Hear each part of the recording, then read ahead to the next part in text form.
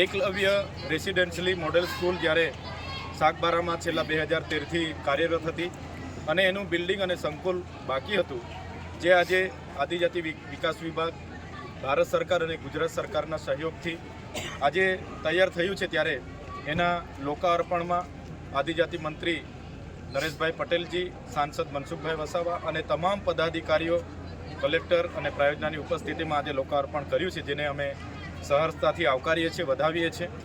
અને આ સંકુલમાં આદિવાસી સમાજના દીકરા દીકરીઓ ખૂબ સારું ભણે, આગળ વધે અને પોતાની કારકિર્દી ઉજળી બનાવે એવી અમે સૌને શુભકામનાઓ પણ આપી છે. સાથે અહીંના સ્ટાફ, એમના આચાર્યશ્રીને પણ અમે કીધું છે. સ્થાનિક અમે ધારાસભ્ય છે અને ધારાસભ્ય તરીકે જ્યારે પણ અમારી જરૂર હશે, નાની મોટી વાતો અમે જે પણ કંઈ હશે અમારી ગ્રાન્ટમાંથી સરકારશ્રીને ધ્યાન પર દોરી અને વહેલી તકે પૂર્ણ થાય એ બાબતે ચર્ચા થઈ છે.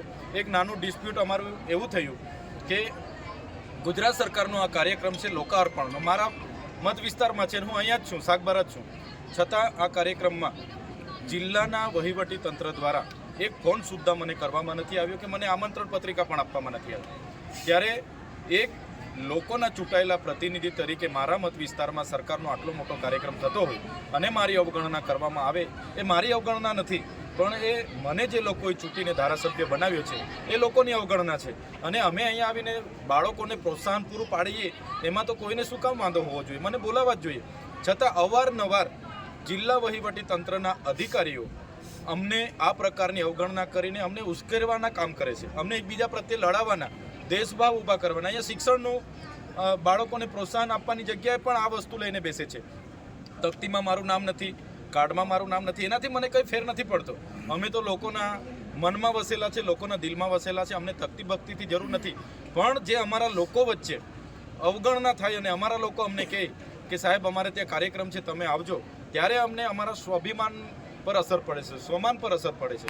એટલે અમને જે બંધારણમાં મળેલા અધિકારો લોકોએ અમને ધારાસભ્ય તરીકે મોકલ્યા છે એ પ્રોટોકોલ પ્રમાણે જળવાવું જોઈએ એ અમે સૂચન કર્યું છે. અને માન્ય મંત્રીશ્રીએ અધિકારીઓને ધ્યાન દોર્યું છે અને આ તમામ ભૂલ નર્મદાના કલેક્ટર અને પ્રાયોજનાની છે અને આવનારા દિવસોમાં અમે એની ખુલાસો માગીશું.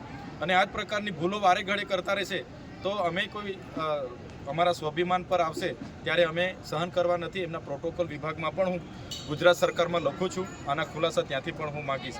આજે ખૂબ સારો કાર્યક્રમ થયો, શાળાના બાળકોએ પોતાની કૃતિઓ રજૂ કરી, શાળાના વાતાવરણ પણ ખૂબ સારું છે, બાળકો ખૂબ સારી રીતે ભણે, આગળ વધે અને ખૂબ પોતાની કારકિર્દીમાં સારી પોસ્ટ પર આગળ જાય એવી અમે સૌને શુભકામના આપીએ છીએ. ધન્યવાદ.